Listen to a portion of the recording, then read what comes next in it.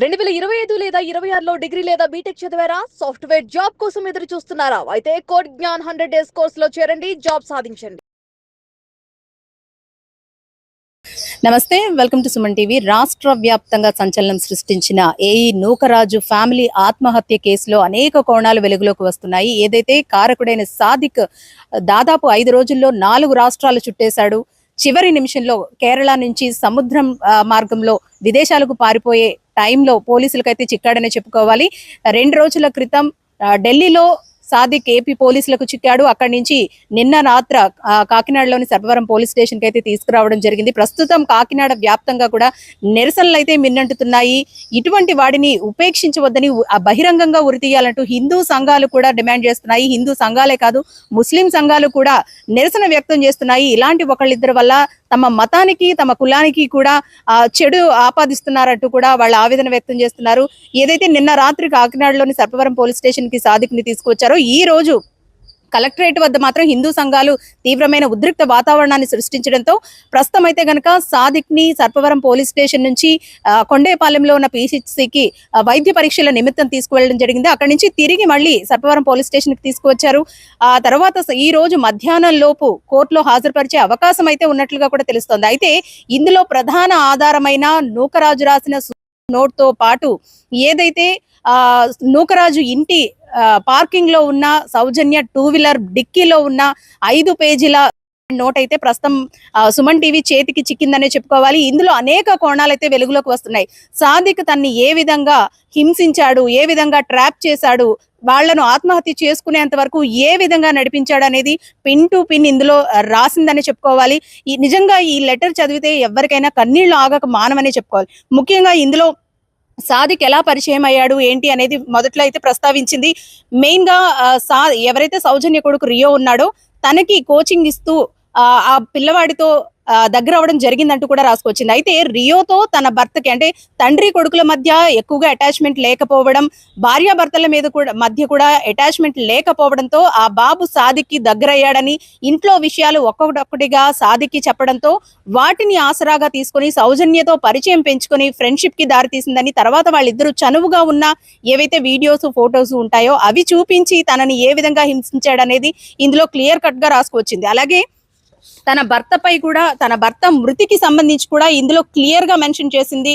తన భర్తని కూడా తరచూ కొట్టి వేధించేవాడని, అంటే వీళ్ళిద్దరి మధ్య ఉన్న సన్నిహిత్యం ఏదైతే ఉందో దాన్ని చూపించి అమ్మాయిని హింసించడంతో సంవత్సరం పాటు భరించి ఆ తరువాత ఇక భరించలేక తన భర్తకు చెప్పేశానని, చెప్పిన తరువాత కూడా తన భర్తని శారీరకంగా హింసించాడని, ఇష్టం వచ్చినట్లు కొట్టడంతో తన భర్త కూడా భయపడి ఏమీ చేయలేకపోయాడంటూ కూడా ఇందులో రాసుకొచ్చింది. అయితే సాదిక్ ఈ విషయం తెలిసిన తర్వాత వేధింపులు మరింత వేగవంతం అయ్యాయని కూడా చెబుతూ ఉంది. ఇందులో మనం చూసుకుంటే గనక నేను ఎన్నిసార్లు వదిలేయమని చెప్పినా సరే అన్నిసార్లు కొట్టి చంపేంత పని చేసేవాడంటూ కూడా ఇందులో రాసుకొచ్చింది. ముఖ్యంగా తన భర్త మరణానికి సంబంధించిన ఒక కీలక ఆధారాన్ని కూడా ఇందులో చూపించింది. ఏంటంటే నా భర్తకి వరల్డ్స్ మోస్ట్ డేంజరస్ గా ఉన్న 2nd ప్లేస్ లో ఉండే కెమికల్ అంట, అది ఇచ్చి చంపేశాడు, దానికి నా కొడుకు ప్రాణం అడ్డు పెట్టుకున్నాడు అంటూ కూడా రాసుకొచ్చింది. అలాగే సాదిక్ ఇచ్చిన కెమికల్ కూడా కెనడా నుంచి తెప్పించాడంటూ కూడా ఇందులో రాసింది. నేను ఎలా అయినా నా భర్తను కాపాడాలని హైదరాబాద్ తీసుకువెళ్తే అక్కడికి కూడా వచ్చేసాడు, అక్కడ మమ్మల్ని కొట్టేంత పని చేశాడు.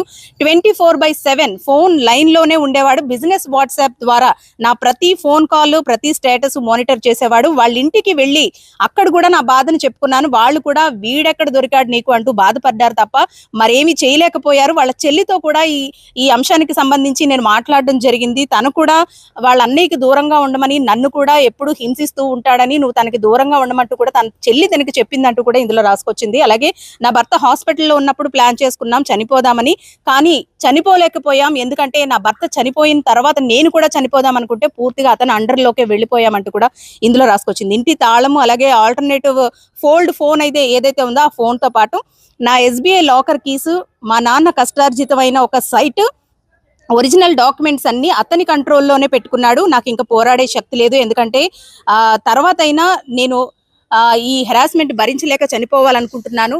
అదేదో ఇప్పుడే ఫ్యామిలీతో పాటు చేసుకోవడమే మంచిది అనుకుంటూ మేము నలుగురం కూడా ప్రాణాలు తీసుకోవాలనుకుంటున్నాం అంటూ కూడా ఇందులో ఇంకా చాలా విషయాలు ప్రస్తావించింది. నిజంగా ఒక ఆడపిల్ల ఎన్ని కష్టాలైతే పడకూడదో అవన్నీ కూడా ప్రస్ఫుటంగా ఇందులో రాయడం అయితే జరిగింది. ఇస్లాం మతానికి సంబంధించి ఇస్లాం మతంలోకి మారమన్నాడని కొన్ని బుక్స్ ఇచ్చి రోజు నోట్స్ రాయమంటూ వేధించేవాడంటూ కూడా ఇందులో క్లియర్ గా మెన్షన్ చేసింది. అంటే ఇప్పటి వరకు కూడా ఊహాజనితం అనుకున్నాము, కానీ ఇవన్నీ నిజమని ఈ లెటర్ ఆధారంగా అయితే తెలుస్తోంది. 10 days బ్యాక్ కూడా నన్ను తీవ్రంగా 3 రోజుల పాటు కొట్టి హింసించాడు. తర్వాత ఉప్పాడికి 16 కిలోమీటర్ల దూరం తీసుకువెళ్లి సముద్రంలో తోసేశాడు. మళ్ళీ వెనక్కి లాగి ఈసారి రాళ్లపై నుంచి తోసేస్తాను, మళ్ళీ నన్ను వదలమని మా ఇంటికి వెళ్లి చెప్పావంట. అంటే సాదిక్ ఇంటికి వెళ్లి సౌజన్య తన గురించి ఫిర్యాదు చేయడంతో ఉప్పాడికి 16 కిలోమీటర్ల దూరంలో తీసుకువెళ్లి అక్కడ సముద్రంలోకి తోసేశాడు. తర్వాత మళ్ళీ వెనక్కి లాగాడు. ఈసారి నుంచి రాళ్లపై నుంచి తోసేస్తాను అంటూ కూడా బెదిరించాడు అని చెప్పేసి ఇందులో క్లియర్ గా రాయడం అయితే జరిగింది. ఏదైతే నా భర్తతో పాటు నేను వెళ్ళిపోవాలనుకున్నాను, కానీ చాలా మంది పాపం మాకు అప్పిచ్చిన వాళ్ళు ఉన్నారు, వాళ్ళందరికీ తీర్చిన తర్వాత నేను చనిపోదాం అనుకున్నాను. వాడి ఇంట్లో వాళ్ళు కూడా వీడు నా భర్తని చంపాడు అంటే పెద్దగా రియాక్ట్ అవ్వలేదు అంటూ కూడా చెప్పుకొచ్చింది. సాదిక్ ఇంటికి వెళ్ళి నా భర్తని నీ కొడుకు చంపాడు అని చెప్పినా వాళ్ళెవ్వరూ కూడా పెద్దగా రియాక్ట్ అవ్వలేదని ఇందులో క్లియర్ గా రాయడం అయితే జరిగింది.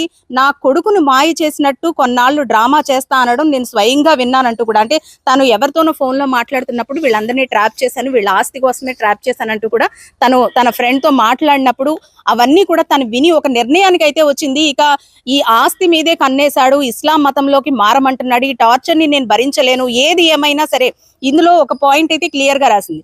ఇస్లాం మతం గురించి నా చేత బుక్స్ రాయించాలని చూసినా నేను ఎప్పుడూ కృష్ణుడిని వదులుకోలేదు, ఆ కృష్ణుడి నామస్మరణ ఎప్పుడూ వదలలేదంటూ కూడా క్లియర్ గా రాసింది. ఇందులో తాను ఇన్నాళ్ళు ఏ విధమైన మానసిక వేదన అలాగే శారీరక వేదన అనుభవించిందో క్లియర్ గా మెన్షన్ చేసింది. ఒక చిన్న క్షణికావేశంలో చిన్న వీక్ పాయింట్ లో తనతో దగ్గరైన ఒక చిన్న ఫోటోను ఒక చిన్న వీడియోను చూపించి ఇన్నేళ్లుగా తనని ఏ విధంగా శారీరకంగా మానసికంగా హింసిస్తున్నాడు అనేది క్లియర్ గా మనకి ఈ లెటర్ చూస్తేనే అర్థమవుతుంది. ఇది లవ్ జిహాదీ అనాలా, డబ్బు కోసమే చేశాడనాలా, ఏది ఏమైనప్పటికీ కూడా ఒక క్రూరుడు, ఒక క్రూరాత్ముడు, ఒక రాక్షసుడు చేసిన పనికి 4 నిండు ప్రాణాలు గాలిలో కలిసిపోయాయి. మరి ఈ ప్రాణాలకు నిజంగా ఎవరు చెప్తారు దీనికి జవాబు? ఒక 10 ఏళ్ల పిల్లాడు మాత్రమే సాక్ష్యంగా మిగిలాడు. రేపు ఆ పిల్లాడికి ఫ్యామిలీ అనేది లేకుండా చేశాడు.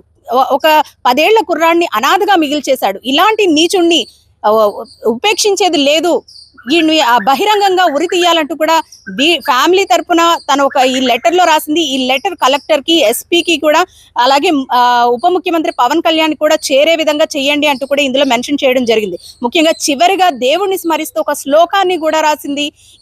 ఎంత మానసిక వేదన, ఎంత మానసిక సంక్షోభాన్ని అనుభవిస్తేనే గాని ఇటువంటి పదాలు, ఇటువంటి రాతలు ఒక పేపర్ మీద రాసే అవకాశం ఉండదు. మరి అంత క్షోభ అనుభవించి కూడా తన కొడుకు కోసం బ్రతకాలనుకుంది. చివరిగా కొడుకును కూడా తన ప్రాణాలు తానే తీసేసి తన కొడుకు ప్రాణాలు తీసేంత స్థాయికి వెళ్ళిందంటే ఎంత మనోవేదన అనుభవించిందనేది తెలుస్తూ ఉంది. అయితే మొత్తానికి ఏదైతే సాదిక్ ఉన్నాడో, సాదిక్ నైతే గనక ఏపీ పోలీసులు నిజంగా చాకచక్యంగా వ్యవహరించి పట్టుకున్నారనే చెప్పుకోవాలి. తను సాదిక్ ఇక్కడి నుంచి వెళ్ళి కోనార్క్ ఎక్స్ప్రెస్ ఎక్కాడు సామర్లకోట రైల్వే స్టేషన్ లో. ఎటువంటి ఫోన్ గానీ, ఆధార్లు, ఏది డెబిట్ కార్డ్స్ గానీ ఇటువంటి టెక్నికల్ గా దొరికిపోయేవి ఏవి కూడా తను ఉపయోగించలేదనే చెప్పాలి. ఏదైతే ట్రైన్ లో ఎక్కాడో ఆ ట్రైన్ లో పక్కనున్న వ్యక్తికి తన ఫోన్ పోయిందని ఒకసారి ఫోన్ చేసుకుంటామని ఆ ఫోన్ తీసుకొని తన లాయర్ కి, తన చెల్లెలకి ఫోన్ చేశాడు. ఆ ఒక్క చిన్న క్లూతోనే సాదిక్ దొరికిపోయాడని చెప్పుకోవాలి. లాయర్కి వచ్చిన ఫోన్ ని ట్రాప్ చేసిన పోలీసులు ఆ ఫోన్ నెంబర్ కి కాల్ చేయడం జరిగింది. పలానా వ్యక్తి నా ఫోన్ తీసుకుని మాట్లాడాడని, పలానా చోట దిగాడని చెప్పడంతో వాళ్ళు హుటాహుటిన ఆ ప్రాంతానికి వెళ్లారు. అక్కడ ఎవరైతే సాదిక్ ఫోన్ లో ఉన్న కాంటాక్ట్స్ ఆధారంగా ఆ ప్రాంతంలో ఎవరున్నారు అనేది చూసి వాళ్ళని విచారణ చేయడం జరిగింది. అక్కడి నుంచి ఢిల్లీ వెళ్తానని చెప్పాడు. ఢిల్లీలో ఫ్రెండ్ నెంబర్ ని తీసుకున్నాడు నా దగ్గర అంటూ కూడా ఆ ఫ్రెండ్ చెప్పడంతో ఆ నెంబర్ ని ట్రాక్ చేసి అక్కడి నుంచి ఎక్కడున్నాడనేది తెలుసుకుని అక్కడికి వెళ్లి ఆ ఫ్రెండ్ ద్వారా ఆధారాలు సేకరించి వాడిని పట్టుకోవడం జరిగింది. నిజంగా ఒక్కరోజు ఆలస్యమై ఉంటే గనక కేరళ వెళ్లి కేరళ నుంచి సముద్ర మార్గంలో విదేశాలకు పారిపోయేందుకు ప్లాన్ చేసుకున్నాడు అంటూ కూడా పోలీసులు చెబుతున్నారు. ఏది ఏమైనప్పటికీ కూడా ఇలాంటి కిరాతకుడిని సహించేది లేదు, ఉపేక్షించేది లేదు. ఉరి తీయాలి అంటే కూడా అటు ప్రజా సంఘాలు కానివ్వండి, ఇటు నూకరాజు ఫ్యామిలీ సభ్యులు కానివ్వండి, లేదా జగదీష్ రెడ్డి ఫ్యామిలీ సభ్యులు కానివ్వండి డిమాండ్ చేస్తున్న పరిస్థితి ఉంది. ఇటువంటి ఘటనలో కఠినమైన శిక్షలు వేయకపోతే గనక ఇలాంటి ఘటనలు తిరిగి పునరావృతం అయ్యే అవకాశం ఉంటుంది. కాబట్టి కఠినంగా శిక్షించాలంటూ కూడా డిమాండ్ చేస్తున్నారు. మరి ప్రస్తుతం అయితే కనుక పోలీసుల కస్టడీలో ఉన్న సాదిక్ ఈ రోజు మధ్యాహ్నం లోపు కోర్టులో హాజరుపరిచే అవకాశం ఉంది. నిజంగా పోలీసుల ఇన్వెస్టిగేషన్ లో ఎలాంటి అంశాలు బయటకు వస్తాయనేది కూడా ఆశ్చర్యకరంగా మారింది. ఎందుకంటే కొన్ని వాదనలు మనం వింటూ ఉన్నాం, కొన్ని వార్తలు మనం వింటూ ఉన్నాం. టెర్రరిస్ట్ గ్రూపులతో కూడా తనకి సంబంధాలు ఉన్నాయని. అందులోనూ సౌజన్య కూడా ఈ లెటర్ లో క్లియర్ గా మెన్షన్ చేసింది, కొంతమందికి ఆయుధాలు సప్లై చేస్తాడు, చాలా మందితో వీడికి సత్సంబంధాలు ఉన్నాయి, టెర్రరిస్ట్ గ్రూపులతో కూడా సంబంధాలు ఉన్నాయంటూ కూడా ఈ లెటర్ లో సౌజన్య రాయడం జరిగింది. మరి దీనికి సంబంధించి కూడా ఎలాంటి విచారణ చేస్తారు, విచారణలో ఇంకా ఎటువంటి విషయాలు బయటపడతాయి అనేది మాత్రం వేచి చూడాల్సిన అంశం. కెమెరా పర్సన్ శ్రీధర్ తో అనుశ్రీ, సుమన్ టీవీ, కాకినాడ.